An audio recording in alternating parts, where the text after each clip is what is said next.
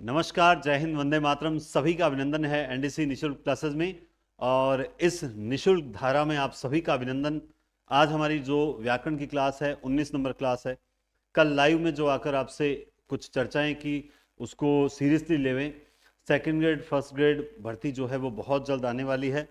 हिंदी साहित्य की किताब आप तक पहुंच चुकी है और कईयों की मतलब डेली 100 150 200 स्टूडेंट्स के पास किताब पहुंच रही है। कुछ लोग अब अलग अलग जिलों से ऑफलाइन भी जो हैं वो किताब ले रहे हैं, तो ये बहुत अच्छी बात है। दुकानों में किताब आ चुकी है और यही प्रेम देखकर और मतलब जो आप लोगों का उत्साह है, बड़ा संक्षिप्त किताब निकाली है। शायद मार्केट में सबसे संक्षिप्त और सार गर्भित किताब एट प्रेजेंट में आपको यही लगेगी। कुछ त्रुटियां हैं निश्चित रूप से। कोई अगर मान लो जैसे कहीं पर अगर मान लो इस तरह से ये शब्द हो जाती हैं, देखो मान लो बारात की जगह ऐसा लिख दिया बारात, समझ रहे हो, बारात की जगह बारात कर दिया। इस तरह की जो मात्रात्मक अशुद्धियां वगैरह हैं वो छोटी मोटी अगर रह गई है तो वो आप वैसे सुधार लोगे। और मैं खुद इस किताब को कंप्लीट करवाने जा रहा हूं ताकि आपको जो है त्रुटियां मैं खुद चेंज करवा दूं। नंबर एक, घनानंद के बारे में रामचंद्र शुक्ल के कितने कथन हैं, सब बातें उसमें हैं। रामधारी सिंह दिनकर ने जो दो बातें कही है, किराए के आंसू और पूंजी से संबंधित, दोनों उसमें हैं। अगर यातना का कवि बच्चन सिंह ने कहा है तो वो उसमें है। अगर विरोधाभास के बारे में, जो विरोधाभास का सहारा लिया था घनानंद ने, उसकी बात विश्वनाथ प्रसाद मिश्र ने कही है तो वो भी उसमें है। बिहारी के संबंध में A to Z चीजें उसमें हैं। देव और बिहारी विवाद के जन्मदाता से लेकर लाला भगवान दीन ने जो बिहारी और देव को लेकर जो विवाद किया, किसने श्रेष्ठ कवि बताया, सब कुछ A to Z छोटी छोटी जानकारी भी उसमें हमने ऐड की है। इसके अलावा मैं और क्या बताऊं, बस इतना है कि अच्छी किताब, आपके जो फीडबैक मिल रहे हैं व्हाट्सएप वगैरह पे शेयर कर रहा हूं, वो उससे पता लग रहा है किताब बहुत अच्छी है। व्याकरण की किताब एसआई के लिए और काव्य शास्त्र और व्याकरण दोनों सेकंड ग्रेड फर्स्ट ग्रेड के लिए भी किताब बहुत जल्द आ जाएगी। कोशिश करेंगे जल्दी से जल्दी तैयार करें ताकि वैकेंसी के साथ आप तक किताब पहुंचे। लेकिन तब तक आपसे यही निवेदन है कि व्याकरण यहीं से करें। अगर ये पढ़ी हुई होगी तो आपको इतने एग्जाम्पल मिलेंगे जो शायद किसी किताब में एट प्रेजेंट मार्केट में नहीं है। इतने एग्जाम्पल के माध्यम से आपको किताब में समझाने का प्रयास मेरा रहेगा। तो चलिए आज हम स्टार्ट करते हैं। जी हाँ, ये सबसे पहले आप जानते हैं कि हिंदी पॉइंट एप्लीकेशन पर जो टेस्ट सीरीज चल रही है अपनी, उसमें जो तीसरा टेस्ट हुआ था, थर्ड टेस्ट हुआ था रीतिकाल का। किसका हुआ था? रीतिकाल। तो मुझे ये बहुत अच्छा लगता है जब रैंक चेंज होती है। समझ रहे हो बात आप, कि एक ही मतलब हर टेस्ट में जब एक ही एक व्यक्ति फर्स्ट आए, या हर टेस्ट में जब एक ही एक व्यक्ति जो है टॉप 10 में रहे, तो थोड़ा सा मजा नहीं आता। जब आप हजारों लोग बैठते हो टेस्ट में, 1000 के करीब टेस्ट देते हैं, उसमें जब रैंक बदलती है, टक्कर रहती है, तब बड़ा मजा आता है। जैसे इस बार जो फर्स्ट रैंक है वो है ममता सोनी, जिन्होंने 200 में से 190.68। इस बार 200/200 वाला कोई नहीं है ना। ममता सोनी फर्स्ट रैंक है इनकी। उसके बाद है बसंती बिश्नोई, इनके 187.36, 200 में से सेकंड रैंक। और खुशबू धाकड़, धाकड़ हमारे जो मेरे जब मेरी भीलवाड़ा पोस्टिंग हुई थी तो मेरे सबसे पहले जो रूम पार्टनर थे वो धाकड़ साहब थे, टोंक के इनक्लेस धाकड़। तो 186 इनकी थर्ड रैंक है। आप सबको बधाई। चौथे पर है मनुज जावला, MANUJ, मनुज जावला 184 फोर्थ रैंक। उसके बाद निर्मला 184 अंक है, फिफ्थ रैंक। बहुत अच्छा स्कोर है। आपको अग्रिम शुभकामनाएं, इसी तरह से आप पढ़ते रहो, निश्चित रूप से सिलेक्शन होगा। आरती अरोड़ा 184, देखिए कितनी शानदार टक्कर है। 184 इनके हैं 184.04 और इनके हैं 184.02। ये होती है टक्कर, आनंद आता है। रैंक बदलती है पॉइंट 2 में। जो लोग बोलते हैं सर पॉइंटों से क्या फर्क पड़ता है, ये है वो पॉइंटों का खेल। बहुत ही शानदार। Sixth rank. उसके बाद सेवंथ रैंक है पुष्पा, है ना, पुष्पराज, है ना, 183.36। तो आपको भी बहुत बहुत बधाई, seventh rank. Meenu Arora 182.7। Manisha Chaudhary 181, ninth rank. और आयुषी शर्मा 181, 10th रैंक। ये 10 टॉप 10 देखिए, ये टॉप 10 और टॉप 10 नहीं बल्कि 11th नंबर पे देखिए माया सैनी 181, ठीक है। उसके बाद यहां आते हैं ममता की है 12th रैंक, 12th रैंक है ममता की। और मंजीत कौर, इनकी है 13 नंबर। अन्नू रजत 180.04। देखिए दोनों का सेम 180.04, और देखिए तीनों के सेम। ये तीसरे नंबर पे पूजा दवे। आप बहुत मतलब ये एक नाम ऐसा है जो बहुत लगातार मेहनत कर रहा है, और आपकी किताब जो है वो कोरियर के माध्यम से गई थी और पहुंच चुकी है आप तक, मैं जानता हूं। मैंने आज ही आपका नाम देखा है। तो बिल्कुल आप बहुत सीरियसली पढ़ रहे हैं, जहां तक मुझे मतलब एक साइलेंट मोड में पढ़ने वाले जो अभ्यर्थी होते हैं ना, वो ये उनमें से एक है ना। क्योंकि मेरे लिए आपके नाम हैं, मैं आपको नहीं व्यक्तिगत नहीं जानता, लेकिन मैं जानता हूं कि आपके नाम और आपके लगातार जो अपडेट रिजल्ट वगैरह क्लासेस में रेगुलर आना वगैरह, उससे पता लग जाता है ये पढ़ने वाले हैं। 180 फिफ्थ 15वीं रैंक है, और 15 तक ही मैं बात करता हूं हमेशा, लेकिन आज हमारे बीच में एक और आ चुके हैं। 16 नंबर पे अनामिका है 179.38। मैं आपको बताना चाहता हूं 15, ये टॉप 15 जो हैं, आप नोटिस कीजिए, ये टॉप 15 के 90% सही है। यानी ये वो हैं जिन्होंने 90% स्कोर किया है रीतिकाल में। रीतिकाल एक टफ काल माना जाता है, क्योंकि उसमें कई प्रशस्ति काव्य हैं, कुछ रीति ग्रंथ है, कुछ अनक्षिक वर्णन है, कोई छंद निरूपक ग्रंथ है, कोई रस निरूपक ग्रंथ है, कोई काव्य निरूपक ग्रंथ है, कोई सर्वांग निरूपक आचार्य है। कहां पर किस रचना को हृदय रसिकों का हार कहा गया है, किसी रचना को काव्य रसिकों का हार कहा गया है। गंगा लहरी किसने लिखी थी, यमुना लहरी किसने लिखी थी। रस विलास नाम से काफी ग्रंथ है, रस रंग है, रस राज है। तो बहुत टिपिकल काल है रीतिकाल, लेकिन आपका अच्छा स्कोर है, आप सबको बग्रिम बधाई। अब हम कल सुबह होते ही भारतेंदु वाला जो टेस्ट है वो अपलोड हो जाएगा, और उसमें आपके आधुनिक काल को 2 भागों में बांट रखा है ताकि आप तैयारी अच्छी कर पाओ। ठीक है। अब मेरे पास कुछ मैसेज आ रहे हैं कि सर आप है ना जो थोड़ा टाइम ज्यादा दो, इससे तैयारी नहीं होती। नहीं नहीं नहीं, जो शेड्यूल मैंने एक बार फिक्स कर दिया वो फिक्स है। अब कोई टाइम 72 घंटे मिलते हैं आपको, 72 घंटे, और 72 घंटे में 72 घंटे में एक काल नहीं कर सकते हो क्या? करना पड़ेगा साहब, मेरे पास कोई सॉल्यूशन नहीं है।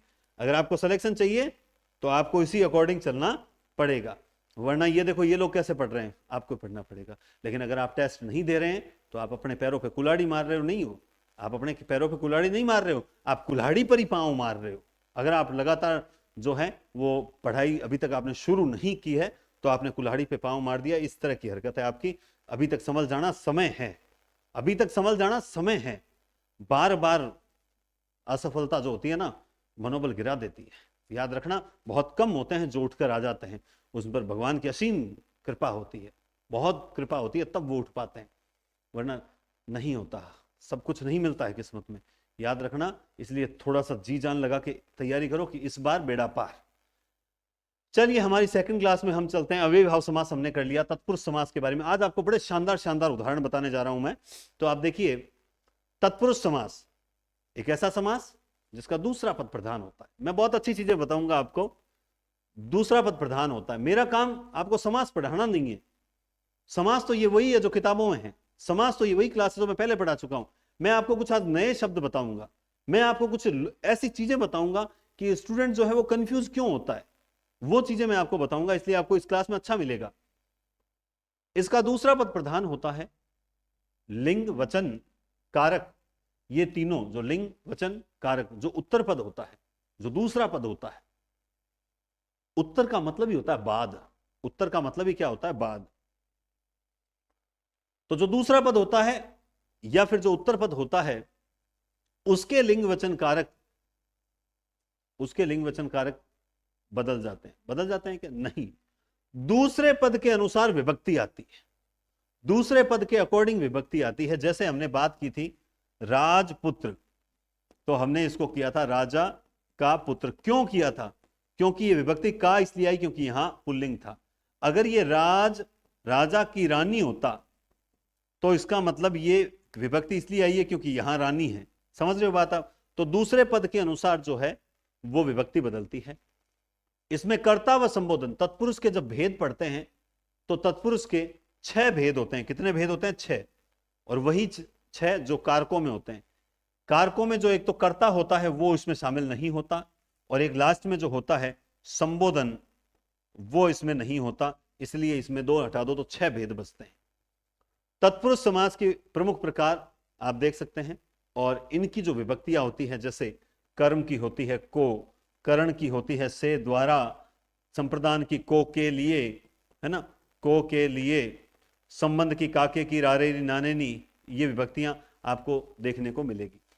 तो हम इनको भेद, और इसके अलावा कुछ अन्य भेद भी होते हैं, अन्य उपभेद, यानी कुछ अन्य भेद हैं जो तत्पुरुष समास के उन भेदों में शामिल न होकर अन्य भेदों में शामिल होते हैं।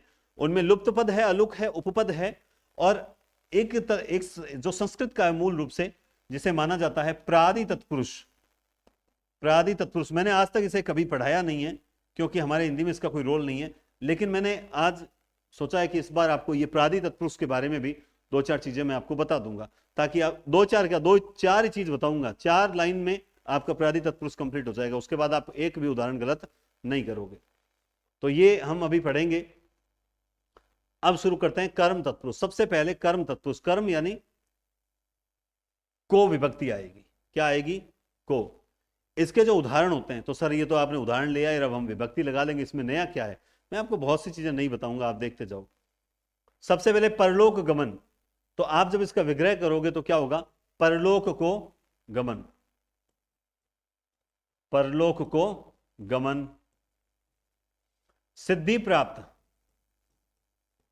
सिद्धि को प्राप्त। नरभक्षी, नर को भक्षित करने वाला। अब देखिए ये नया है। बोलोगे सर नया कैसे है? देखो, अगर किसी ने इसका यूं कर दिया कि नर का भक्षण करने वाला, तो का लगाते ही ये क्या हो जाएगा? कर्म तत्पुरुष से बाहर निकल जाएगा। हमने पहली क्लास में एक बात की कि जिस प्रकार विग्रह होगा उसी प्रकार नाम आएगा, जैसा विग्रह वैसा ही नाम। समझ गए? अगर देखो आप पयोधर एक शब्द होता है पयोधर, समझ रहे हो बात? पयोधर, और ये शब्द आपको किताबों में जो है वो कर्म तत्पुरुष में मिलेगा, और इसका विग्रह मिलेगा पय यानी पानी को धारण करने वाला। और मैं इसे गलत भी नहीं मानता हूं कि भाई ये किसी ने गलत किया, लेकिन देखिए इसमें दो शब्द हैं, इसमें दो शब्द हैं, एक है पय और एक है पय यानी पानी, और एक है धर। ये दो शब्द है। मुझे बताओ ये ओ की मात्रा कहां गई? बोला सर ये तो अपने आप विग्रह में आ गई, ये विभक्ति के रूप में आ गई। नहीं, गलत। आप जब सीधा लिखते हो ख्याति को प्राप्त, इंद्रियों को जीतने वाला, उदक को प्राप्त, है ना, जैसे यहां सीधा लिखते हो उदक को प्राप्त, लिख दिया, इसमें कुछ शेष नहीं बचा। विद्याधर, तो अब इसमें देखिए विद्या को धारण करने वाला, इसमें कोई मात्रा वगैरह शेष नहीं बची, नहीं बची। ठीक है। जनप्रिय, तो सीधा हो जाएगा जन को प्रिय, यहां पर कुछ भी शेष नहीं बचता, यहां बच गई ये मात्रा शेष।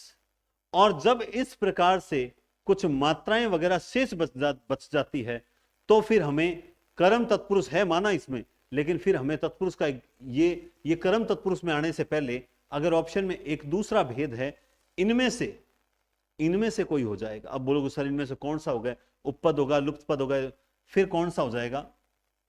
अलुक तत्पुरुष। कौन सा हो जाएगा? अलुक तत्पुरुष। सर वास्तव में क्या अलुक तत्पुरुष होगा? चलिए अलुक तत्पुरुष आए तब मैं आपको इस उदाहरण को याद रखना, मैं आपको बताऊंगा ये कैसे हो जाएगा। तो इस टाइप के जो डाउट्स वगैरह जो हैं वो मैं क्लियर करूंगा कि किताबों में क्या है और आपको क्या पढ़ना है, क्या करना है। तो ये तो सिंपल है, जैसे ख्याति को प्राप्त, ख्याति को प्राप्त, ख्याति को प्राप्त, जितेंद्रिय। तो अब आप देखिए इंद्रिय को जीतने वाला, इंद्रिय को जीतने वाला। लेकिन आप जानते हैं कि ये बहुब्री समास में भी तो आता है। बोला सर हाँ बिल्कुल बहुब्री में आता है। मैंने आपको पहली क्लास में बताया कि बहुत से समास ऐसे हैं जो मूल रूप से दूसरे समासों के हैं, लेकिन वो अन्य अर्थ उसमें प्रधान होने के कारण या वो किसी विशेष रूढ़ अर्थ की ओर संकेत करने के कारण जो है वो बहुब्री में चले जाते हैं। जैसे मैं आपको अभी 2-3 शब्द और भी बता दूंगा, ये जनप्रिय तो हो चुका है। गगनचुंबी, तो गगन को चूमने वाला, गगनचुंबी। विदेश गमन, तो विदेश को गमन। माखन चोर, माखन को चुराने वाला। अभी आइए इस माखन चोर पे। तो माखन चोर भी तो आप जानते हैं कि माखन चोर शब्द जो है वो सिर्फ और सिर्फ क्या है? कृष्ण के लिए रूढ़ हो चुका है। किसके लिए रूढ़ हो चुका है? कृष्ण के लिए। तो जो शब्द कृष्ण के लिए रूढ़ हो चुका है वो हम यहां क्यों पढ़ रहे हैं? वो इसलिए पढ़ रहे हैं क्योंकि मूल रूप से तो इसी में आएगा। जैसे मन, जैसे मन को हरने, मन को हरने वाला। लब्ध प्रतिष्ठ, तो क्या हो जाएगा? प्रतिष्ठा को लब्ध, यानी लब्ध प्राप्त हो जाएगा। तक्र नहीं है, तर्क है, तर्क संगत, यानी तर्क को संगत, तर्क को संगत। शरणागत, शरण को आगत। अब देखिए, अभी तो आप लोगों को लग रहा है कि हाँ ये सरल है, लेकिन ये जब पेपर में आ जाए शरणागत, तब हमारे दिमाग में क्या आएगा कि शरणागत है, इसका मतलब शरण में आगत, जो शरण में आया हुआ है, इस तरह का आपके दिमाग में आएगा। जबकि शरण को आगत, जो शरण में आ गया, जो शरण को आगत, यहां पर में नहीं आएगा, बल्कि भाव में नजर आ रहा है कि भाई शरण को आया हुआ है, मतलब वो तुम्हारी शरण में आ गया। लेकिन बोलेंगे कैसे? शरण को आया हुआ है। समझ रहे हो बात आप? तो इस टाइप के उदाहरण जो हैं, आप जब बार बार क्लासेस देखते हो, कुछ क्लासेस ऐसी होती हैं जो एक रेगुलर आपके आंखों के सामने चलनी चाहिए कि हाँ चलो हमारा रिवीजन हो रहा है, क्योंकि ये चीजें आप पढ़ चुके हो। ये क्लास आपके लिए रिवीजन का काम करेगी। शरण को आगत। और जब हर टॉपिक के बाद टेस्ट हो जाता है, तब आपको और आनंद आने लग जाता है। समझ रहे हो बात आप? बोला सर समझ गए, बिल्कुल समझ गए, अब तो हम वैसे ही करेंगे। चलिए, परीक्षा की दृष्टि से अन्य महत्वपूर्ण, आतिथ्यर्पण। क्या है? आतिथ्यर्पण। तो क्या हो जाएगा? अतिथि को अर्पण हो जाएगा, अतिथि, या क्या होगा? आतिथ्य को अर्पण। अब ऐसे ये आ जाते हैं कठिन सवाल। ग्रंथकार, अब लोग इसको पढ़ते समझ, लेकिन यहां ये किसमें आ जाए? ग्रंथ को करने वाला, ग्रंथ को करने वाला ग्रंथकार। भंडाफोड़, भंडा बोलते हैं रहस्य को। किसको बोलते हैं? रहस्य। भंडा को फोड़ने वाला, मतलब रहस्य उजागर करने वाला। हस्तगत, तो हस्त को गत, है ना। इसी तरह से आता है रोग को, रोग को आतुर, वो क्या हो जाएगा? अब ये शब्द भी आपको थोड़ा सा कठिन लगता है कि सर ये रोग को आतुर, ये ऐसा शब्द हमने नहीं पढ़ा, ये कठिन शब्द आ रहे हैं। ठीक है, ऐसे ही देखो मैं आपको और बताता हूं। आप तो विग्रह करते जाओ कमेंट में फटाफट। कालातीत, क्या करोगे विग्रह? तो कर दिया होगा, काल को अतीत करके। जो काल को अतीत करके करे वही कालातीत करके। ठीक है, काल को अतीत करके। इसके अलावा जैसे हम ले लिए आपत्तिजनक शब्द ले लेते हैं। आपत्तिजनक, देखो कुछ शब्द है, नोट कर लेना। अगर पहले आपके जिनके पास नोट्स हैं व्याकरण के, उनके पास ये शब्द लिखा रहा हूं ना, ये नहीं ऐड है, तो ये आप ऐड कर लेना। आपत्तिजनक, अब ये भी अच्छा शब्द है। आपत्ति को जन्म देने वाला। अब ये जो शब्द हैं, ये आप अगर मान लो ये रिवीजन में काम आएंगे। सर आप ये पढ़ाया हुआ है पहले, कुछ नया क्या मिलेगा? ये जो शब्द मिल रहे हैं आपको, ये आपको क्या मिलेंगे? नए मिलेंगे, ये नए मिलेंगे। बस यही तो रिवीजन है। सही चल रहा है ना? 1852, ठीक, ओके। आपत्तिजनक। और देखिए, और जैसे शब्द अपन ने ले लिया, शब्द ले लिया पयोधर तो हो गया। ऐसे ही पक्षधर, क्या हो जाएगा? पक्षधर। तो देखिए यहां पर कुछ शेष नहीं बचता। पक्ष को धरने या धारण, धरने वाला, पक्ष धर, पक्ष धर। इसी तरह से मान लो ले लिया आपने विदेश गमन, विदेश गमन, तो क्या हो जाएगा? विदेश को गमन करने वाला, विदेश को गमन करने वाला, विदेश गमन। इसी के अलावा जैसे रोगातुर हो गया, वन गमन करूं, लिखाऊं क्या? चलो वन गमन की लिख लो, वन गमन, तो क्या हो जाएगा? वन को गमन करने वाला। ठीक है, इसी तरह से आप लिख लो तर्क सिद्ध, लिख लो एक तर्क सिद्ध। तो इसमें क्या हो जाएगा, तर्क को सिद्ध, तर्क को सिद्ध, ठीक है। और आतिथ्यर्पण हो गया, तर्क सिद्ध हो गया। दुखार्थ लिखा देता हूं एक शब्द और अच्छा, दुखार्थ। देखिए ये भी बहुत अच्छा शब्द है, जो जैसे ये हस्तगत था, हस्त को गत, वैसे अच्छा दुखार्थ तो इसमें नहीं आएगा, दुखार्थ तो इसमें नहीं आएगा, ये तो आएगा आपके कर्ण में, अगले में आएगा, ठीक है। ये काफी है। तो इस तरह से कर्म तत्पुरुष में को विभक्ति आएगी, लेकिन सीधा सीधा पूछे तब तो कोई दिक्कत नहीं है। ऑब्जेक्टिव प्रश्न में अगर आपको वो इस तरह का कोई शब्द देकर पूछते हैं, मैंने आपको पहले भी क्लियर कर दिया है, समास संधि उपसर्ग प्रत्यय, ये विशेष रूप से, हालांकि सब में ये अप्लाई होता है, लेकिन इन 4 टॉपिक में बिना चारों ऑप्शन देखे एक तो उत्तर मत करो, चाहे आपको कितना ही सरल नजर आए। दूसरी चीज ये है कि बिना चारों ऑप्शन, इसमें इन चारों टॉपिक में हमेशा क्या करो, गांधारी मोड में चलो। गांधारी मतलब आप रिवर्स गियर में चलो, कि जो 4 ऑप्शन होते हैं, जो 4 ऑप्शन होते हैं, आप उनमें उल्टा चलो कि चलो ये तो कंफर्म है, ये गलत है, फिर ये देखो ये गलत है, फिर ये देखो ये गलत है, हाँ चलो भाई सी राइट हो। आप उल्टा चलने का प्रयास करोगे तो गलती नहीं होगी। लोग कहते हैं सर देखो साहित्य है, साहित्य है, इसके अलावा जैसे कोई स्नातकोत्तर स्नातक पार्ट है, उनमें क्या होता है, सीधे क्वेश्चन होते हैं, आपको समझना होता है, अप्लाई किया समझना होता है, और सीधे क्वेश्चन होते हैं। अगर उसका उत्तर आ रहा है, याद आ गया तो आ गया, वरना आप नहीं कर पाओगे। लेकिन ये जो सारे क्वेश्चन होते हैं, ये आपके मतलब बुद्धि पे डिपेंड करते हैं कि भाई आप इन प्रश्न को समझ पा रहे हो या नहीं। कल जैसे पीएचडी प्री का एग्जाम था, उसमें एक प्रश्न आया कि हिंदी की उत्पत्ति किस भाषा से हुई है, और उन्होंने ऑप्शन दे दिए अरबी, संस्कृत, फारसी और उर्दू।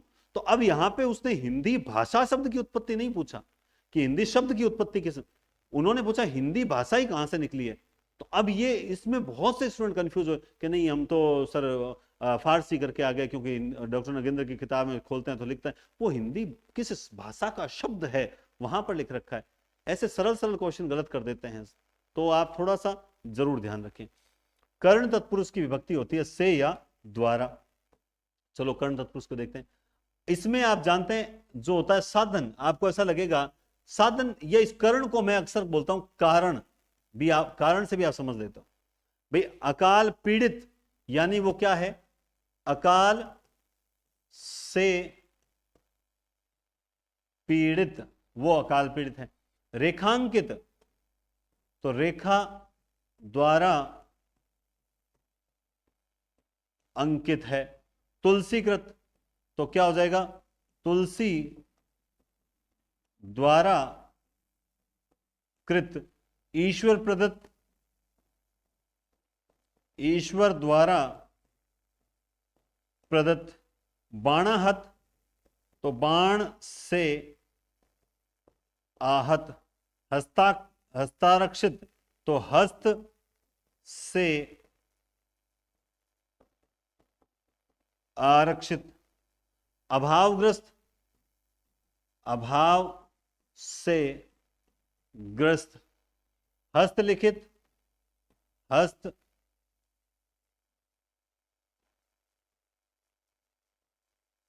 हस्त से लिखित। आंखों देखी, आंखों द्वारा देखी। नीति युक्त, ऐसी बात करो जो नीति से युक्त हो। कष्ट साध्य, कष्ट से साध्य।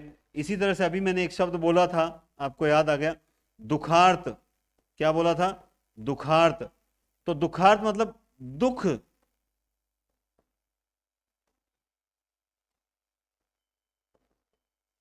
दुख से जो आर्थ है वही तो क्या है, दुखार्थ है, ठीक है। अब इसमें ईश्वर प्रदत्त, ईश्वर द्वारा कर दो उससे कोई फर्क नहीं पड़ता। जैसे मदांध आ जाए तो क्या हो जाएगा, मद से अंधा, मदांध हो जाएगा। बात समझ रहे हो, सरल आपको नजर आएंगे, क्योंकि सारी चीज टफ थोड़ी होती है। कुछ एक बीच में ऐसे कठिन वर्ड आ जाते हैं जो हमें थोड़ा सा डरा देते हैं। जैसे अब मान लो ये दे दिया मैंने भयाक्रांत, भयाक्रांत, तो क्या हो जाएगा, भय से आक्रांत, वही हो जाएगा भयाक्रांत। इसी तरह से हाँ, इसी तरह से एक शब्द और ले लेते हैं, रेखांकित हो गया, बाणाहत हो गया, तर्क। अच्छा एक सेकंड, एक सेकंड, मैंने शायद एक शब्द, ओहो ये देखो, ये शायद आपने कमेंट कर दिया होगा, ये गलती गलती है भाई मेरी, इसको ध्यान रखना, ठीक है, ये गलती है मेरी, हाँ ये गलती है, तर्क सिद्ध यहाँ आएगा, तर्क मैंने ध्यान ही नहीं दिया।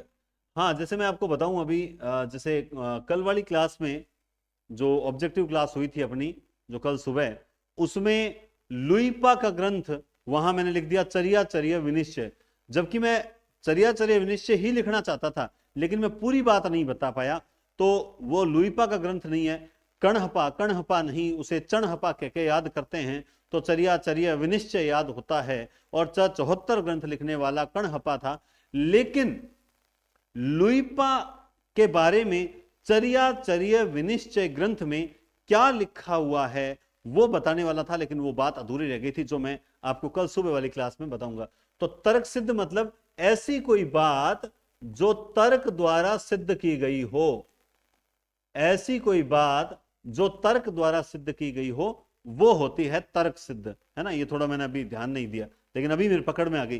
कई बार जानबूझ के नहीं, अनजाने में, मतलब माइंड में कुछ और चलता है, गलती हो जाती है, लेकिन पकड़ में आ गई। चलिए, शोकाकुल मतलब हो जाएगा शोक से आकुल, मोहांध, जो मोह से अंधा। अब देखो ये कितना अच्छा शब्द है, आपने तो फटाफट कर दिया। मोहांध का मतलब अक्सर स्टूडेंट के दिमाग में क्या चलेगा कि जो मोह में अंधा है वो मोहांध होता है, लेकिन नहीं, मोह के कारण अंधा है। भाई कोई व्यक्ति है जिसे मतलब सामने सही चीज दिखाई नहीं दे रही, क्यों, बोला कारण क्या, बोला कारण मोह, ये मोह में बंधा हुआ है, ये मोह में बंधा नहीं, बोलने में आता है, मोह से बंधा हुआ है, और मोह से अंधा होने के कारण दिखाई नहीं। परोपजीवी है ना, दूसरे पर उपजीवी।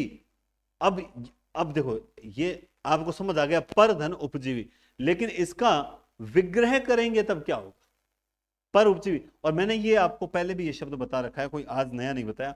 सबसे पहले कमेंट कौन करेगा, तब तो मैं पानी पी लेता हूं, है ना। सबसे पहले कमेंट करो, देखे बताओ, देखे फटाफट बताओ, बताओ। तो परोपजीवी का सबसे पहले कमेंट होना चाहिए ऐसे। अब इसका क्या हो जाएगा, अन्य के सहारे जीवित रहने वाला, अन्य के सहारे जो जीवित रहने वाला है वही पर उपजीवी है। इसी तरह से आ जाएगा प्रश्नानुकूल, प्रश्नाकुल। अब प्रश्नाकुल थोड़ी था, प्रश्नानुकूल होना चाहिए, क्या होना चाहिए, प्रश्नानुकूल होना चाहिए। प्रश्नाकुल मतलब प्रश्न से, प्रश्न धन आकुल, हाँ, प्रश्न से आकुल, प्रश्नाकुल। वज्राहत, वज्र से आहत। ये भी आप बताओ, देखें कमेंट करके बताओ, श्रमजीवी का क्या विग्रह करोगे आप, श्रमजीवी, ये भी अच्छा शब्द है, श्रमजीवी। तो ये हो जाएगा श्रम,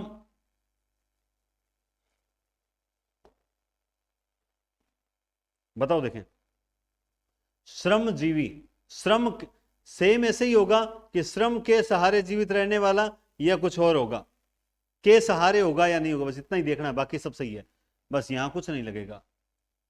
श्रम से जीवित रहने वाला, जो श्रम से जीवित रहता है वो। वाग युद्ध, वाग यानी वाग, वाणी द्वारा युद्ध या वाणी से युद्ध होता है। प्रेमातुर, प्रेम से आतुर।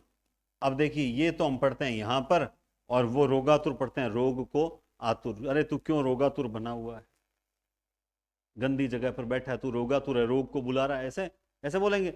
वाक्य में प्रयोग करके देखेंगे, प्रेमातुर, प्रेम से जो आतुर, प्रेमातुर, ठीक है। उसके बाद और शब्द अगर आपके लिखने की मन में है तो और शब्द लिखा सकता हूं, ऐसी बात नहीं है, लेकिन कोई मतलब नहीं है।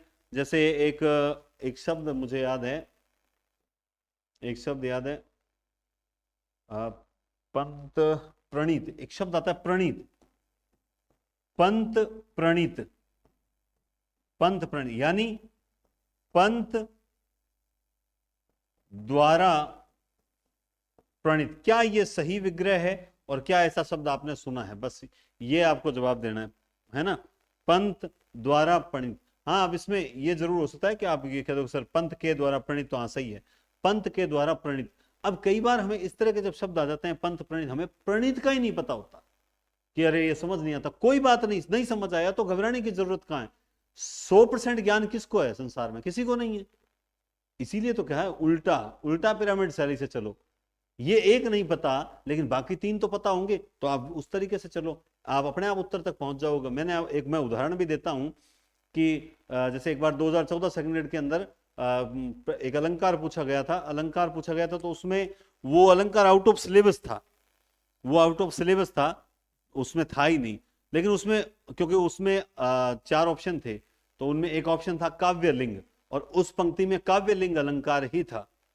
अब वो उदाहरण पढ़ा हुआ ही नहीं था, काव्य लिंग अलंकार भी नहीं पढ़ा हुआ था। समझ रहे हो बात आप? तो हमने बाकी अलंकार तो अच्छे से पढ़ रखे थे, तो अब हमने देखा कि भाई इसमें यमक तो इसमें जैसे श्लेष तो बिल्कुल नहीं हो रहा है। फिर देखा कि इसमें कोई मान लो अंत्यानुप्रा उदाहरण या दृष्टांत या जो भी है, देखा उत्प्रेक्षा बिल्कुल नहीं हो रहा, इसमें देखा उपमा बिल्कुल नहीं हो रहा, तो फिर काव्यलिंग पढ़ा हुआ नहीं है, क्या करें? तो सीधी सी बात है कि बाकी तीन हैं या नहीं है, तो फैसला किया कि ये तीन तो नहीं है 100%, और चौथा मुझे आता नहीं है। उत्तर किया काव्यलिंग, आंसर किया ही काव्यलिंग बना, बाद में उसे डिलीट कर दिया गया। लेकिन आप उल्टा पिरामिड शैली से भी उत्तर तक पहुंच सकते हैं। आपको नहीं पता कि प्रणीत की वगैरह क्या है, किस में आएगा, लेकिन आपको बाकी तीन तो पता है, तो आप उत्तर तक पहुंच सकते हो। और माइनस मार्किंग जो है, उससे जो स्टूडेंट नहीं बचेगा उसका सिलेक्शन नहीं होगा। 2-3 कैंडिडेट अभी फर्स्ट ग्रेड में है जो मुझसे संपर्क में है, और उन्होंने कहा सर इतने क्वेश्चन डिलीट कर दिए, क्या करें हम? वह 1 नंबर से रह गए। आज दुनिया उनको किस नजर से देखती है कि इनको जो है ये इनका सिलेक्शन नहीं हुआ। अब वो अगर किसी को बोले भी कि हमारे 1 नंबर ही कम पड़ा, तो कौन मानेगा? किस किस को सफाई देंगे वो? बात समझने लायक है। किस किस को सफाई देंगे वो? 1 नंबर की कीमत बहुत होती है, पॉइंटों की कीमत बहुत होती है। आप माइनस मार्किंग, अगर उनके 2-3 प्रश्न और कोई गलत नहीं होते तो शायद वो माइनस मार्किंग कर, अगर 3 प्रश्न गलत नहीं होते तो 6-18 लगभग ये 2 नंबर उनके बढ़ जाते। 3 प्रश्न का मतलब 2 नंबर खा गए, और आज उनको वही नुकसान है। तो आप अगर एक एक प्रश्न गलत कर रहे हो ना, अब मान लो कोई ऐसा स्टूडेंट भी रहा होगा जिसके 0.60 या 66 से रहा होगा, उसको कितना पछतावा हो रहा होगा, क्योंकि अगर मैं एक प्रश्न छोड़ देता तो भी मेरा सिलेक्शन हो जाता, क्योंकि 0.66 बढ़ जाते। हो रहा है कि नहीं हो रहा है? ये फर्क पड़ता है पॉइंटों का। माइनस मार्किंग से बचो। ये टेस्ट की प्रैक्टिस क्यों करवाना है? माइनस मार्किंग से आपको बचाने के लिए। संप्रदान तत्पुरुष, संप्रदान में को के लिए अब मैं बताता हूं आपको, इस बहुत जगह ऐसा देखा है, मैं किताबों की गलतियां में बता रहा हूं, और स्टूडेंट जो है वो बहस करते हैं, उनको बहुत जगह क्या है, को लगा होता है, संप्रदान तत्पुरुष के उदाहरण है और को लगा होता है, और स्टूडेंट उसे कर्म तत्पुरुष में डाल देते हैं। अरे को इसमें भी तो लगता है, वो आपको दिखाई नहीं देता। जैसे मैं आपको एक छोटा सा उदाहरण बताता हूं, ये रहा, मैंने इसको बाद में सुन। अब क्या है कि किताबों में कृष्ण को अर्पण दे रखा है। क्या दे रखा है? कृष्ण को अर्पण। अब मैंने बता दिया कृष्ण के लिए अर्पण, तो उसमें अरे सर ये गलत बता रहे हो, ये तो कर्म तत्पुरुष का है, आप संप्रदान में बता रहे हो। इस को का मतलब ही क्या है? इस को का मतलब ही यही है भाई, कृष्ण के लिए अर्पण है, कृष्ण को अर्पित किया जा रहा है, कृष्ण के लिए अर्पित किया जा रहा है। तो ये चीज आपको समझनी पड़ेगी कि को भी जो है वो संप्रदान में आता है, कर्म तत्पुरुष के वहम में मत रह जाना। और आगे जो है अलुक तत्पुरुष करेंगे, वहां पर भी को का रोल रहेगा, रट्टाफिकेशन से पार नहीं पड़ेगी। प्रौढ़ों के लिए जो शिक्षा है वही तो प्रौढ़ शिक्षा है। अनाथों के लिए, अनाथ के लिए आलय है, यज्ञ के लिए वेदी है। हवन 2007 पटवारी में आया था सबसे पहले, हवन के लिए सामग्री। बलि पशु, बलि के लिए पशु। और अगर यही शब्द अगर यूं आ जाए पशु बलि, तब क्या हो जाएगा? पशु की बलि। अगर पशु बलि आ जाए तो हो जाएगा पशु की बलि हो जाएगा। बस इतना सा अंतर रहता है। कारागृह, कारा यानी सजा, कारा के लिए गृह। हथकड़ी, हाथ के लिए कड़ी, हथकड़ी। और हम एक पढ़ते हैं हथघड़ी, तो सेम वही तो है, हाथ के लिए घड़ी, हाथ के लिए घड़ी। काक बलि, सेम काक के लिए बलि, कोई दिक्कत वाली बात नहीं। देश के लिए भक्ति। गुरु दक्षिणा, गुरु के लिए दक्षिणा। स्नानागार, स्नान के लिए आगार। न्यायालय, न्याय के लिए आगार। समाचार के लिए पत्र, समाचार के लिए पत्र। ये 2 बार आ गया, ठीक है। परीक्षा की दृष्टि से कुछ और भी हैं जो लगातार एग्जामों में सबसे ज्यादा पूछे जाते हैं। इस समास के वे उदाहरण जो एग्जाम में ज्यादा पूछे जाते हैं वो कौन कौन से हैं, तो वो देखो। परीक्षा भवन, तो सीधी आप परीक्षा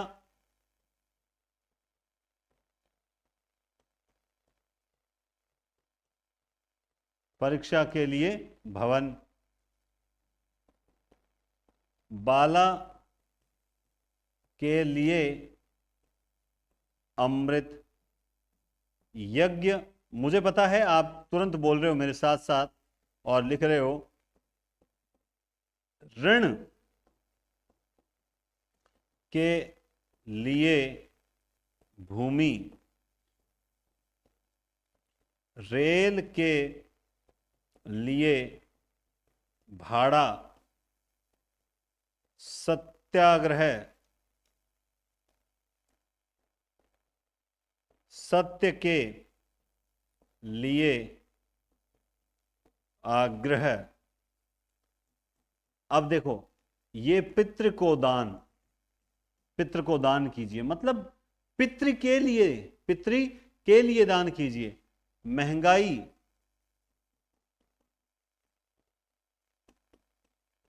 महंगाई के लिए भत्ता, है ना, वो सुन रखा है ना। पॉकेट में पीड़ा भरी कौन सुने फरियाद, ये महंगाई देखकर वे दिन नाते याद। पॉकेट में पीड़ा भरी कौन सुने फरियाद, और ये महंगाई देखकर वे दिन आते याद। जेब में पैसे भरकर बाजार से लाते थे सामान थैला भरकर। धक्का मारा युग ने मुद्रा की क्रेडिट ने, अब थैले में रुपए हैं और सामान पॉकेट में। अब सामान पॉकेट में, तो ये बड़ा अच्छा उदाहरण है। और जब ये काफी बहुत लंबे समय बाद बोला है शायद मैंने, ये महंगाई भत्ते से मुझे याद आ गई, है ना। पॉकेट में पीड़ा भरी कौन सुने फरियाद, ये महंगाई देखकर वे दिन आते याद। जेब में पैसा भरकर सामान, जेब में पैसा भरकर बाजार से सामान लाते थे थैला भरकर। धक्का मारा युग ने मुद्रा की क्रेडिट ने, अब थैले में रुपए हैं और सामान पॉकेट में। तो बड़ी अच्छी पंक्तियां हैं महंगाई को लेकर लिखी हुई किसी कवि के द्वारा। यज्ञ के लिए वेदी, ये तो हम पढ़ चुके हैं, 2-3 बार आ गया। रंग, रंग का मतलब अदाकारी दिखाना, नाटक करना। रंग के लिए मंच। शिव के लिए आलय। स्नानागार, स्नान के लिए आगार, स्नान के लिए आगार, स्नानागार।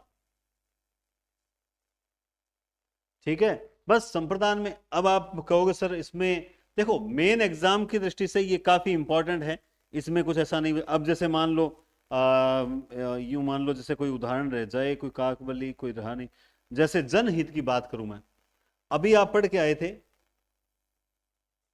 देखो ये मतलब अच्छी चीज बता रहा हूं, ये क्या पढ़ा था आपने, जन को प्रिय, मतलब जो जनता को प्रिय है वो। लेकिन अगर जब मैं बात करूंगा यहां पर, मैं बात करूंगा जब जनहित की, किसकी बात करूंगा, जन, तो ऐसा कार्य करो जो जनहित हो, मतलब जिसमें जनता के लिए, जनता के लिए हित की बात हो, वो जनहित होती है। तो अब जनहित शब्द किस में आ जाएगा, संप्रदान में आ जाएगा। इसी तरह से मैं, मतलब ये बहुत अच्छा शब्द है जनहित। इसी तरह से अगर मैं बात करूं जैसे देव बलि, तो वैसे हो चुका है देव बलि, तो देव बलि, तो इसमें क्या हो जाएगा, देव के लिए बलि। ये पेपर में आने वाली चीजें बता रहा हूं मैं, और जो आपको समझने में बड़ी सहायक सिद्ध होती है। देव के लिए बलि और जन के लिए हित, जनता हित। अब इसी तरह से मान लो जो ठकुर सुहाती एक शब्द आता है, आपने पढ़ा होगा ठकुर सुहाती, ठीक है, ठकुर सुहाती शब्द है, ठकुर सुहाती, तो ठाकुर को सुहाती, ऐसी बातें करो जो ठाकुर को सुहाती हो। तो अब यहां पर को का मतलब, जो ठाकुर को सुहाती हो, को का मतलब को कर्म तत्पुरुष नहीं है, जो ठाकुर के लिए अच्छी लगने वाली हो। सुहाती मतलब ठाकुर के लिए अच्छी लगने वाली बातें हो वो, तो इसका विग्रह जरूर को आएगा, विभक्ति को आएगी, मगर ये होगा किसमें, ये होगा संप्रदान तत्पुरुष में होगा। किसमें होगा, संप्रदान तत्पुरुष में हो जाएगा। जैसे अब एक शब्द आ जाता है मार्ग व्यय, मार्ग व्यय, तो मार्ग यानी मार्ग के लिए व्यय, मतलब जो मार्ग के लिए, जो राह खर्च हम बोलते हैं ना, एक शब्द ऐसे याद आ गया, देखो राह खर्च, राह खर्च का मतलब ही क्या हो गया, राह के लिए खर्च है, वही राह खर्च, और सेम वही चीज है मार्ग व्यय, है ना। ऐसे ही मान लो युद्धाभ्यास आ जाए, युद्धा, मैं आपको शब्द लिखा रहा हूं, अगर जो लिख रहे हैं उनके लिए ठीक है, युद्धाभ्यास आ जाए, मतलब युद्ध के लिए जो अभ्यास किया जा रहा है वो। इसी तरह से मान लो रनवास, रनवास, रनवास आ जाए, मतलब रन यानी रानियों के लिए, रानी के लिए जो आवास, रानियों के लिए जो आवास होता है वो रनवास होता है। इसी तरह से एक बहुत अच्छा शब्द बता देता हूं मैं, यहां मैं मिटा देता हूं, हाँ, जैसे आता है विधान परिषद, क्या शब्द आता है, विधान परिषद, ये बहुत अच्छा शब्द बता रहा हूं, पेपर में आने लायक, विधान परिषद। अब इसमें क्या होता है, लोग विधान की परिषद कर देते हैं, वो गलत कर देते हैं, बल्कि होगा क्या, विधान, विधान का मतलब होता है बनाना, विधान का मतलब होता है बनाना, तो जो बनाने के लिए परिषद है, मतलब एक ऐसी परिषद, क्या होती है परिषद, कोई उस भूमि, उस बिल्डिंग को परिषद बोलते हैं क्या, नहीं नहीं नहीं, बनाने के लिए एक परिषद, तो यहां पे के लिए होगा, विधान के लिए परिषद, विधान के लिए परिषद, तो इसका विग्रह होगा विधान के लिए परिषद। ऐसे शब्द मैं आपको कहां दूंगा, टेस्ट में जरूर दूंगा, विधान के लिए परिषद, ऐसे शब्द मैं आपको टेस्ट में दूंगा, तो आप उस तरीके से तैयारी जरूर जरूर रखना, है ना।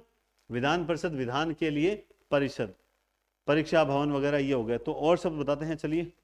क्लास आज थोड़ी बड़ी है, बोर मत हो जाना, क्योंकि आज तत्पुरुष समास एक ही क्लास में लेंगे, आधा आधा नहीं लेंगे।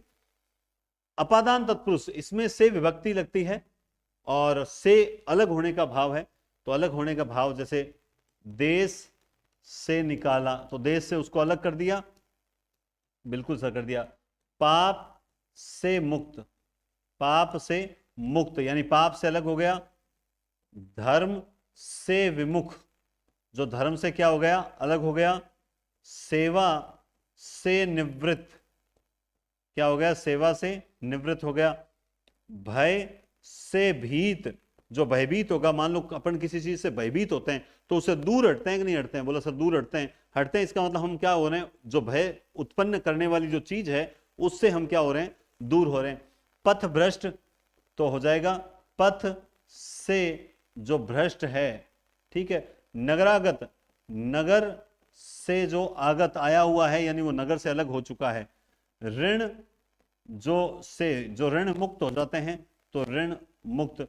पदच्युत, पद से च्युत, यानी अलग हो चुका है, वो हो जाता है पदच्युत। अब इस तरह के केवल इतना ही नहीं है, जैसे शब्द और ले लेते हैं अपन कुछ शब्द।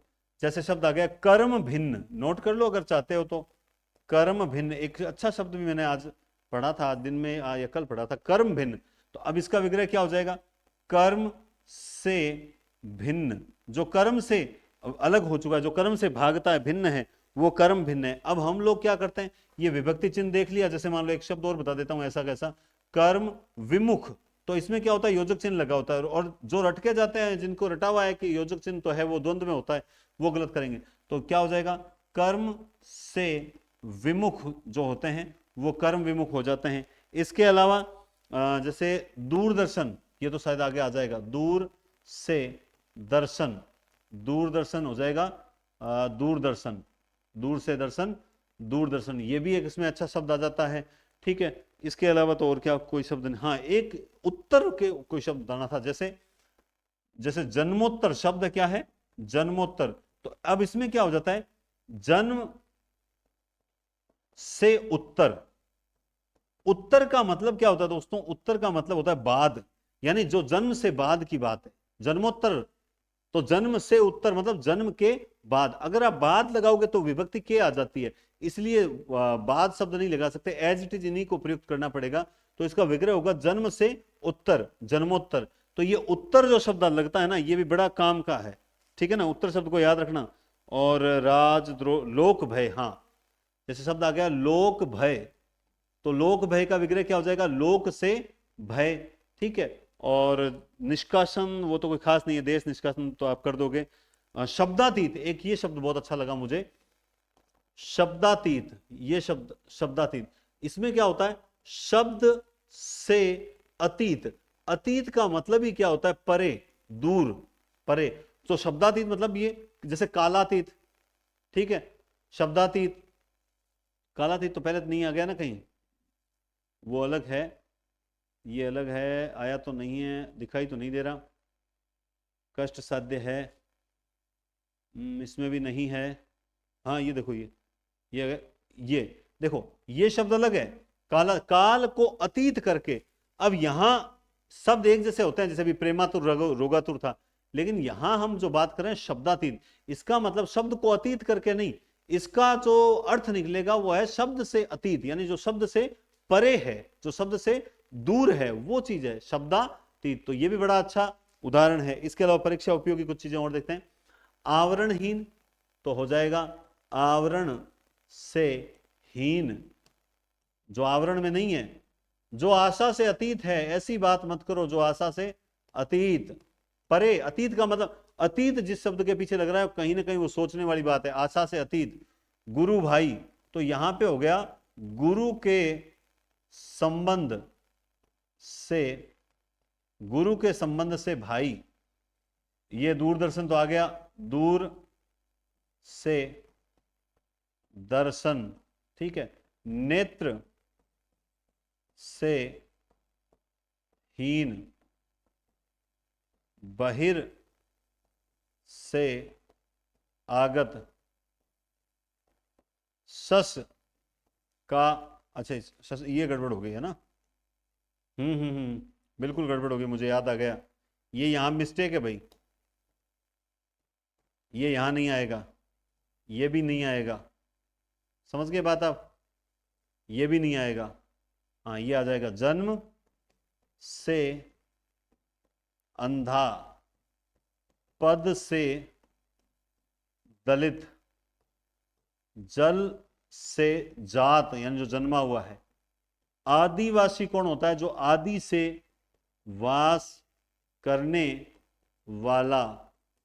और आकाशवाणी, आकाश से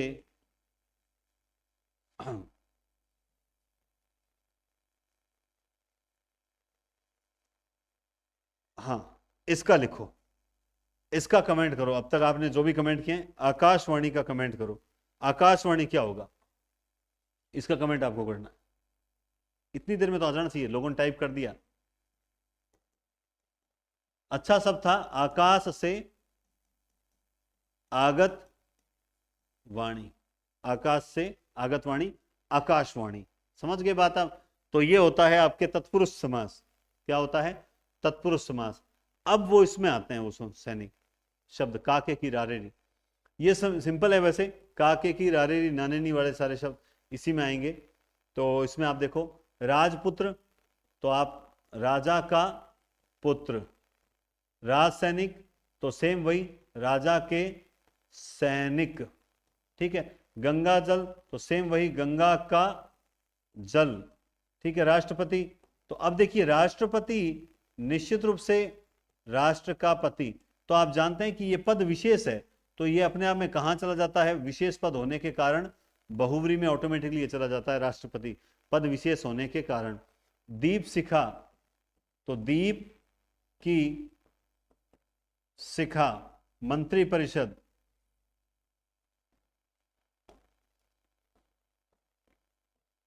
मंत्रियों, अब देखो ये जो है मंत्रियों की परिषद, यहां पे मंत्रियों की परिषद, ठीक है। किताबों में आपको यही मिलेगा मंत्रियों की परिषद, मैं आपको क्लियर बता रहा हूं, मंत्री परिषद जो है आपको किताबों में यही मिलेगा कि मंत्रियों की जो है वो एक परिषद है, मंत्रियों का एक समूह है। परिषद कोई भवन नहीं है, इस बात को दिमाग में रखें। अब इसका विग्रह आपको अलग अलग जगह बताया जा चुका है, लेकिन आप मंत्रियों की परिषद, इसको आप कमेंट जरूर करेंगे आपने कहां क्या देखा है, ये बहुत अच्छा है ना।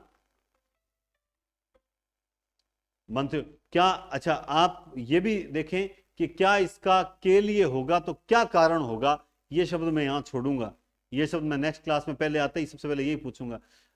ऐसे शब्द जो की भी आ सकता है, के लिए भी आ सकता है, विधान परिषद में जो है वो की क्यों नहीं आता, के लिए आता है, तो यहां पे वास्तव में की ही आएगा या यहां पर भी के लिए करना है, ये आपको बताना है। रामचरित, रामचरित, राम का चरित। विद्याभ्यास, तो विद्या का अभ्यास, ये सिंपल है। नगर सेठ, नगर का सेठ। दुख सागर, दुख का सागर, ठीक है।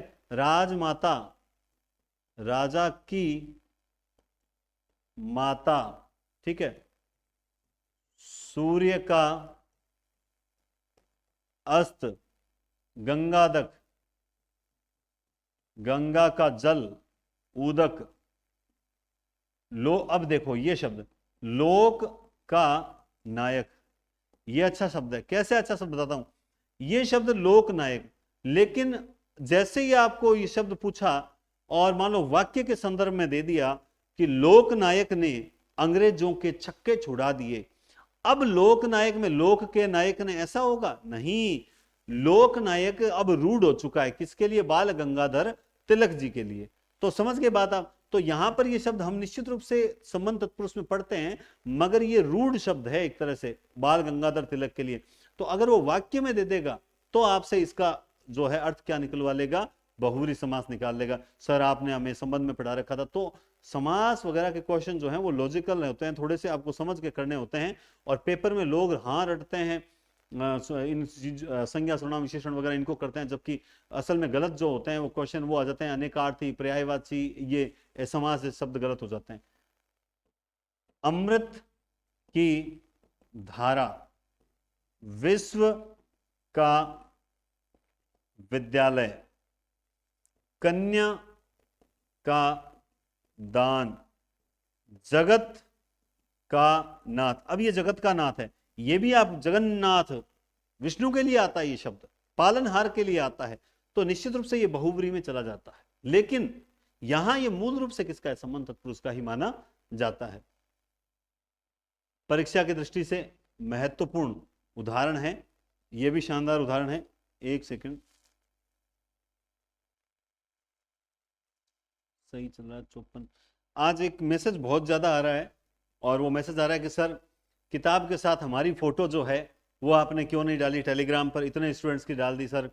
लगभग ऐसे 100-150 मैसेज आए हुए हैं। तो मैं आपको बता दूं, धीरे धीरे रे मना, धीरे सब कुछ हो, धीरे धीरे आपकी फोटोज भी टेलीग्राम पे शेयर करेंगे, और जो आपके रिव्यू हैं आप व्हाट्सएप पे भेजें किताब को लेकर, वो भी आपको सबसे शेयर करेंगे।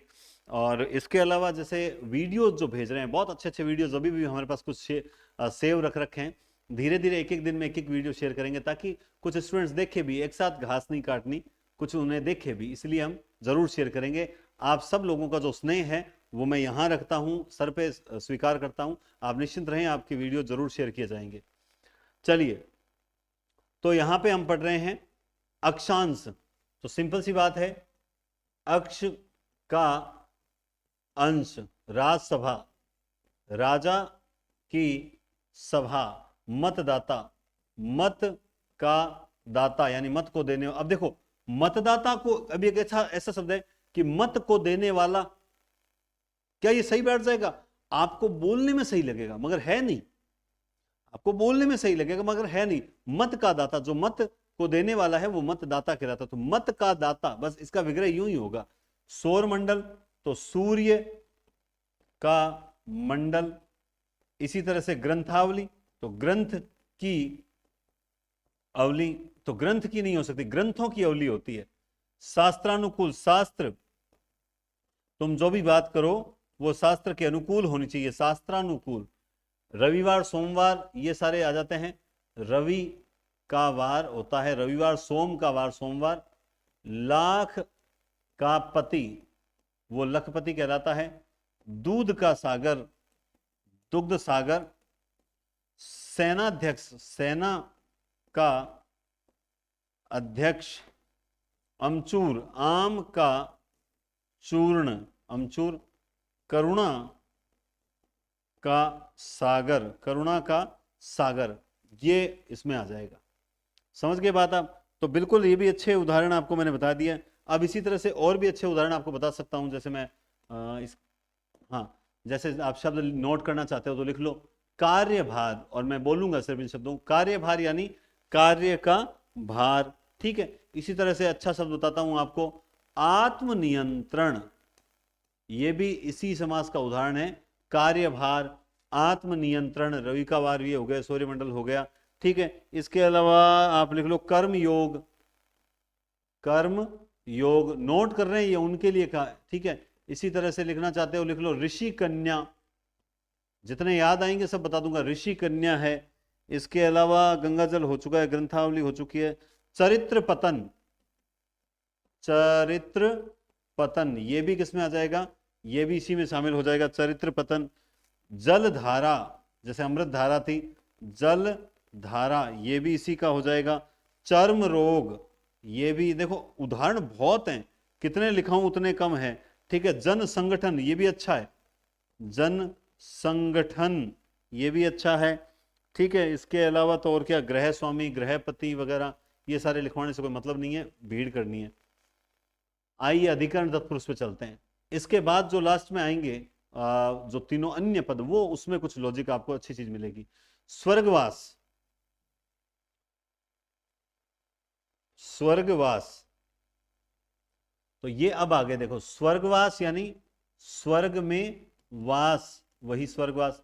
देशाटन, देश में अटन, अटन समझते हो ना, पर्यटन शब्द आता है, पर्यटन शब्द आता है ना, पर्यटन, भ्रमण होता है क्या देश में, भ्रमण।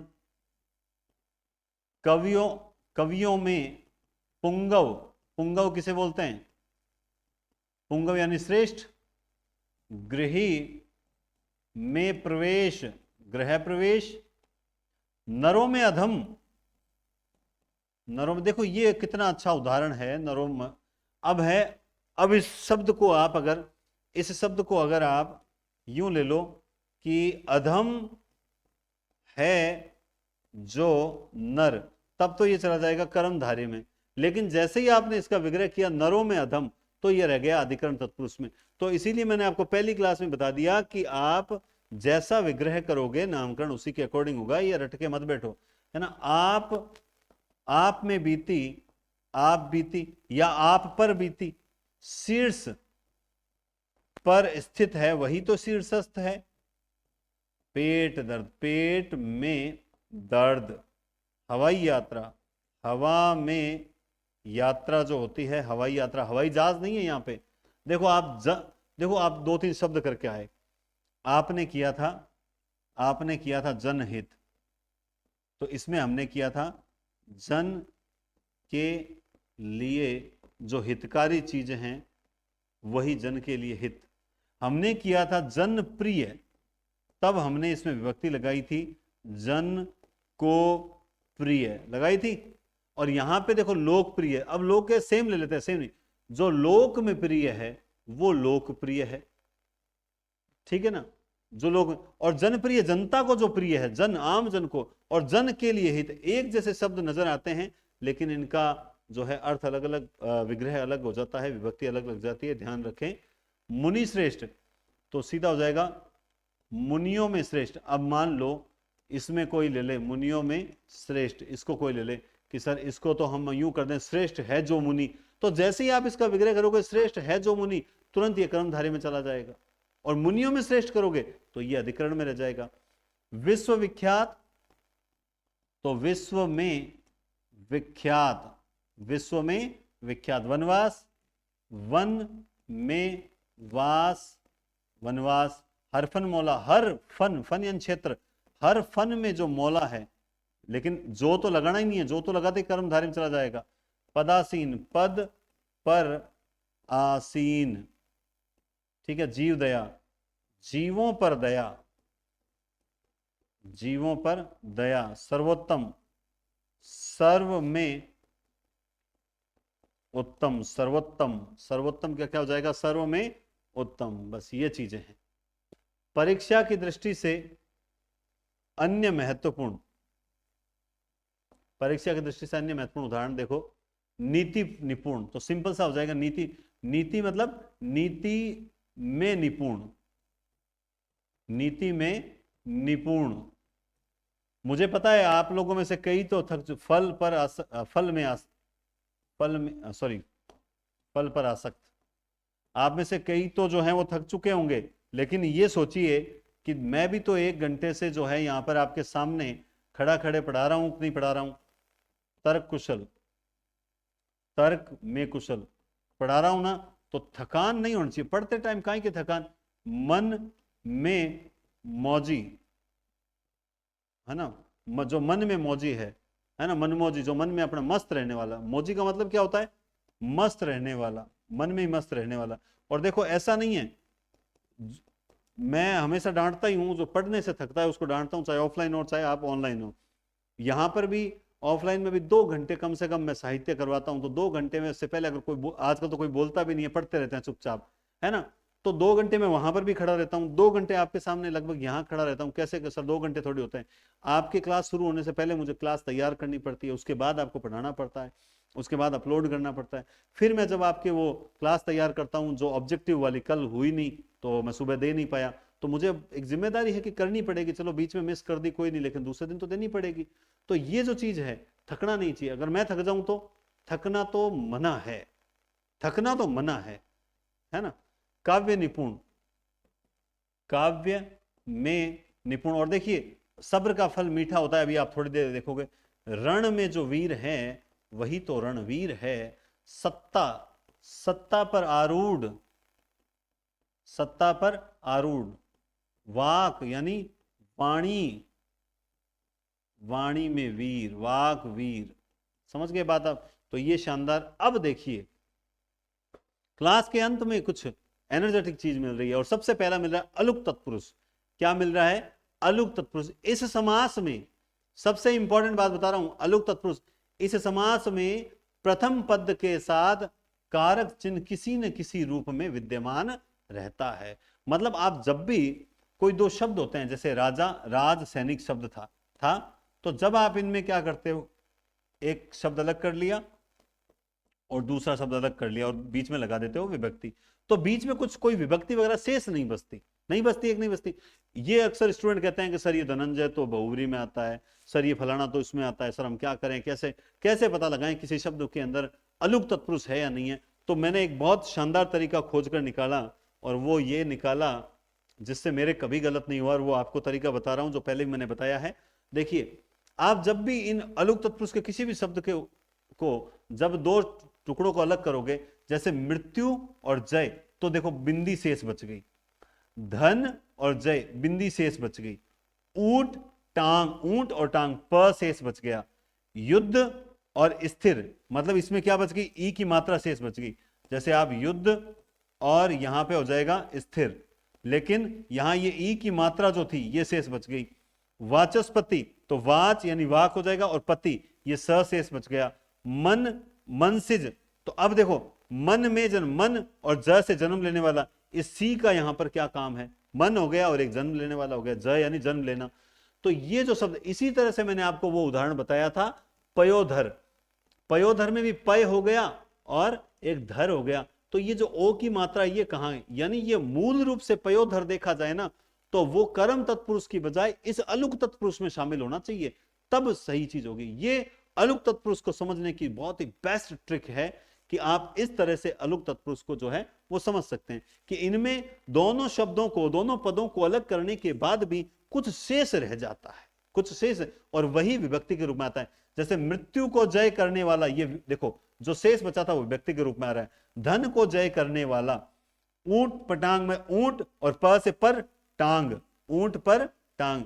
युद्ध में स्थिर, वाणी का पति, मन में जन्म लेने वाला। बस अलुक तत्पुरुष का एक ही क्लास में, मतलब एक सेकंड में काम तमाम, कि ऐसे शब्द जिसमें मतलब दो मूल प्रथम पद उत्तर पद को अलग करने के बाद कुछ शेष अगर रह जाता है तो इसका मतलब वो विभक्ति है, और वो विभक्ति अलुक तत्पुरुष में हमेशा अलग रहती है। वो मतलब ऐसा नहीं होती छिपी हुई रहती है, वो सामने रहती है, और बस सामने रहती है तो हम पता लगा लेंगे कि हाँ इसमें कौन सा समास है। बस ये हो गया। इसी तरह से आप देखिए, इसी तरह से आप देखिए खेचर, तो खेचर शब्द में आप देखिए ख यानी आकाश, और दूसरा शब्द क्या है, चर, ठीक है। तो यहां पे ख यानी आकाश, ख यानी आकाश, आकाश में चाहे विचरण करने वाला वो होता है खेचर, ठीक है। इसी तरह धुरंधर, धुरंधर तो आप जानते हैं धुरी को धारण करने वाला धुरंधर, धुरी को धारण करने वाला। अब देखिए फिर भय और कर अलग कर दो, तो भय को करने वाला भयंकर, जो भय उत्पन्न करता है। सर से सर और ज, तो ये जी क्यों आया, सर यानी तालाब, सर यानी तालाब में जन्म लेने वाला। यहां पे ध्यान रखना जन्म लेने वाला सर से, यहां पे कोई विभक्तियों का वो रोल नहीं है कि यहां पे वो क को आएगी या के, ये सारे मिक्सअप ही चलते हैं। वनेचर, तो वन चर, यहां पे ए क्यों आया एक्स्ट्रा, वन में विचरण करने वाला, वन में विचरण करने वाला। विश्वंभर, विश्व एक शब्द हो जाएगा, एक भर हो जाएगा, ये देखो अनुस्वार आ गया, विश्व, विश्वंभर, तो विश्व का भरण पोषण करने, भरण करने वाला यानी पालन करने वाला। शुभंकर, शुभ, ये फिर बिंदी आ गई, देखो ये बिंदी लगाई भी गलत है, यहां आएगी बिंदी, शुभ को करने वाला। बस इसमें आपको बस इतना ही ध्यान रखना है, क्या ध्यान रखना है वो मैंने आपको बता दिया, ठीक है ना।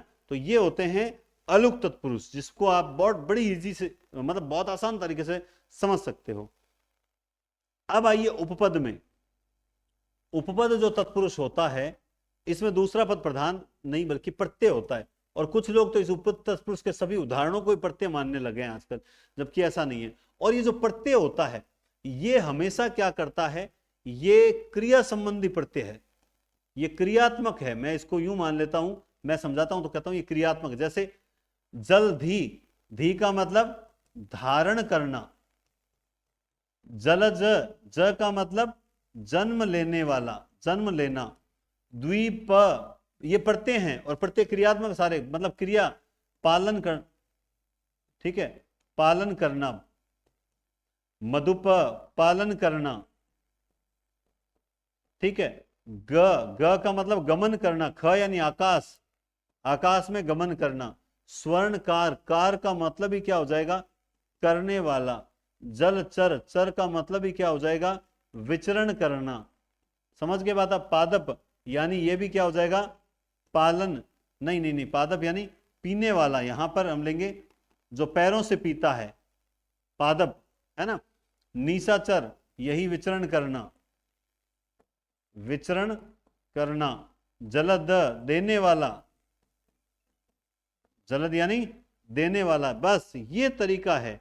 उपपद में हमेशा पीछे प्रत्यय होता है, और वो जैसे अब मान लो इसी तरह से आ जाए महीप, महीप का मतलब हो जाएगा मही यानी धरती, मही का पालन करने वाला, पालन करने वाला, बस इजी तरीका है। हर चीज को आनंद लेके पढ़िए। जब आप हिंदी को मां मान के पढ़ते हैं कि बस इस बार मुझे हिंदी में बस जबरदस्त जो है कमांड हासिल करनी ही करनी है, और कंपटीशन का कोई अंत तो है नहीं, जितनी जल्दी हो सके आप अच्छी जॉब प्राप्त करो, और उसके बाद आने वाली पीढ़ी है उसका विकास करो। बाकी आप कितने भी ऊपर चले जाओ, आपसे ऊपर भी कोई ना कोई अधिकारी होता है। ये जो लोग ग्रेड के पीछे भागते हैं, मैं आपको बता दूं, आप निश्चित रूप से ग्रेड, हम मानते हैं कि समाज में आजकल है ही ओवर, फलान जी ये हैं, फलान जी हैं, मानते हैं, लेकिन आप मेन है कि आप जिस भी ओहदे पर हो, जिस भी पद पर हो, उस पर आप कितना अच्छा कार्य कर रहे हो, वो सबसे इंपॉर्टेंट चीज होती है। ठीक है, तो आप जितना जल्दी हो नौकरी प्राप्त करो, आगे आने वाले बच्चों को बढ़िया ज्ञान दो, नॉलेज दो, उनको अच्छा पढ़ाओ, आनंद ही आनंद है। और सबसे इंपॉर्टेंट होती है संतुष्टि, सुकून। जिस काम को करने से सुकून मिलता है वही श्रेष्ठ है ना। जिस काम में आपकी रुचि है वही करो। बिल गेट्स ने कहा है काम वही करो जिसमें आपकी रुचि है। आप अच्छे पद पे पहुंच गए, ढंग का काम नहीं कर पा रहे, तो आप वो पद आपके लिए किसी भी काम का नहीं है। संतुष्टि के लिए, मुझे इसमें संतुष्टि मिलती है, पढ़ाने में बढ़ा रहा हूं अपना, संतुष्टि वाला काम करो। नया तत्पुरुष, नया तत्पुरुष, नया मतलब नकारात्मक। अब इसका सिंपल है, मतलब वे उपसर्ग जो हमने अलग से लिखे, जो नकारात्मक अर्थ देते हैं, वो उपसर्ग होते हुए भी अव्ययी भाव में बिल्कुल भी शामिल नहीं होते हैं। फिर उनको अव्ययी भाव में शामिल किया नहीं जाता है, और करना भी नहीं चाहिए, क्यों, फिर वो गलत हो जाता है। ठीक है, अब अकारण, तो और इनका विभक्ति सिंपल है, अकारण न कारण, अनंत न अंत, अनमेल न मेल, अनहोनी न होनी। अब ध्यान रखा, इसमें क्या करते हैं, वो कुछ ऐसा डाल देते हैं, ऐसा शब्द जो नकारात्मक नहीं होता, तो आप थोड़ा सा विशेष ध्यान, नास्तिक न आस्तिक, जो आस्तिक नहीं है वही तो नास्तिक है, न लायक नालायक, न पसंद, जो पसंद नहीं है वो नापसंद है, न आवश्यक, न सत्य, न गोचर, न सभ्य, न काल, न जर, न गण्य, है ना। अब क्या ये अजर होगा क्या इसमें, ये बताओ। देखें, अजर जो है ये भी एक अच्छा शब्द है, लेकिन क्या इसमें शामिल होगा या नहीं होगा। अब आप कहोगे सर ये जर तो बैठ रहा नहीं है, अरे आप में से कई तो कमेंट कर दिया होगा कि सर ये देखो ये सही है, शब्द इसी का है, न गण्य। ठीक है, न जर, जर का मतलब न बूढ़ा होने वाला, जर का मतलब क्या होता है, बूढ़ा होने वाला, जरा अवस्था बोलते हैं ना, जर बूढ़ा होने वाला, लेकिन न जर जन जो कभी बूढ़ा ना हो, अजर अमर, इसीलिए हम बोलते हैं अजर अमर, है ना। तो बूढ़ा होने वाला अजर, समझ के बाद अब नापसंद भी इसी में आएगा, नालायक भी इसमें। अब जैसे मान लो अलग आ जाए, अलग, तो अब अलग का न लग इतना ही करोगे या कुछ और करोगे, तो न लग नहीं बल्कि न लगा हुआ, जो लगा हुआ नहीं है वही तो अलग है, जो लगा हुआ नहीं है, जो समीप नहीं है।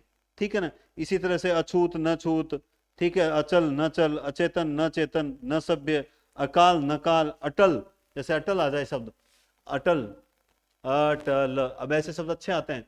तो जो नहीं टलता है, जो न टलने वाला है वही तो अटल है, जो न टलने वाला वही तो अटल है। उसके बाद हम पढ़ते हैं लुप्त पद, सबसे सरल होता है, जिसमें एक साथ कई पद लुप्त होते हैं, कई पद लुप्त होते हैं।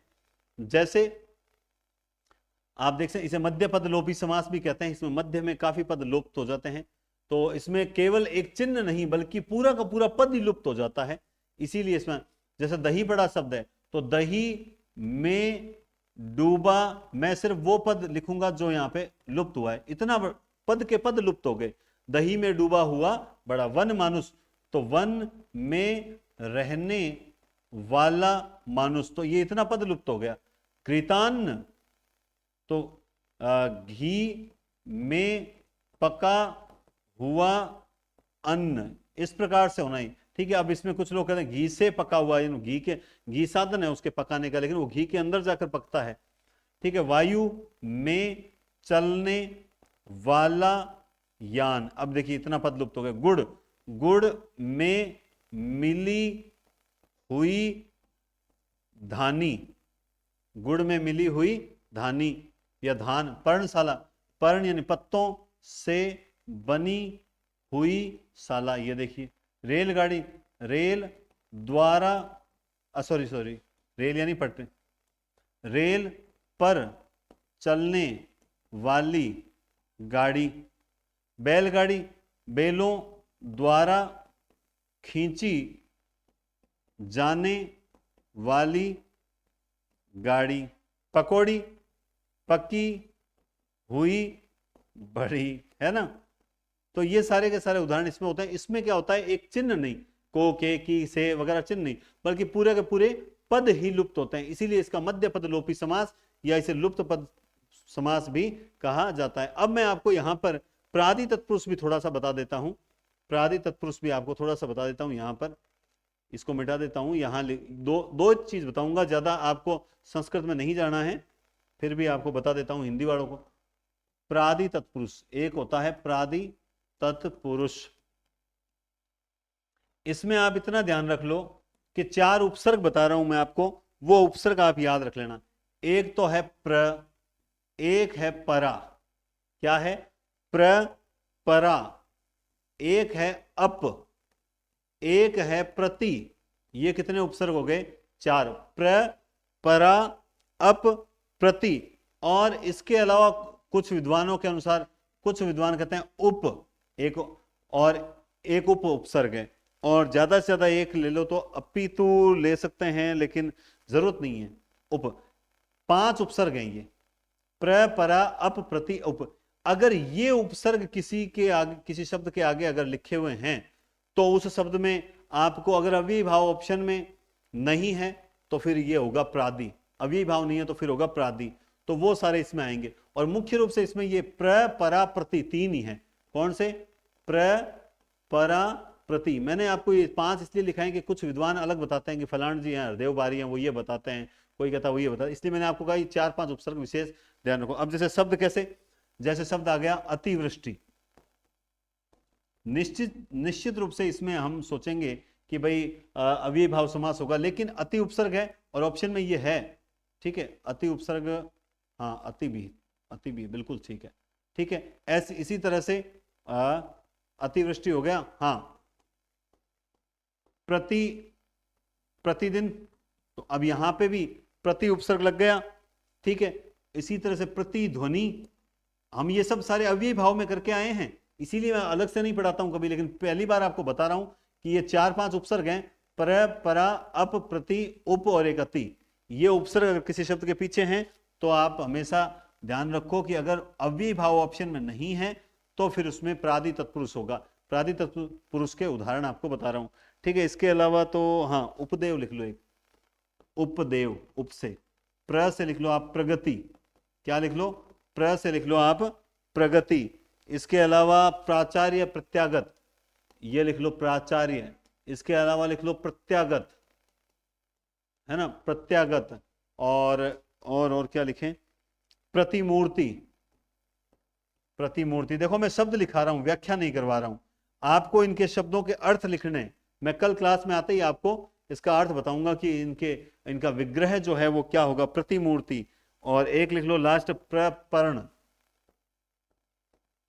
प्रपर्ण, ये इतने शब्द लिख लो। तो कुल मिला के समझ गए, प्र, परा, अप, प्रति, उप, अति। ये इन उपसर्गों से अगर कोई शब्द बना है तो वो शब्द अगर ऑप्शन में अव्ययी भाव नहीं है तो फिर वहां एक ऑप्शन में प्रादि तत्पुरुष होगा। हालांकि हमारी हिंदी में ये प्रादि तत्पुरुष अव्ययी भाव में ही समाहित हो जाता है, इसलिए अलग नहीं पढ़ते हैं। लेकिन आजकल की कुछ किताबों में इस तरह से इसको अलग से प्रस्तुत किया जा रहा है, तो आपको भी जानकारी रहनी चाहिए, और इसीलिए मैंने आपको ये चीजें बताई है।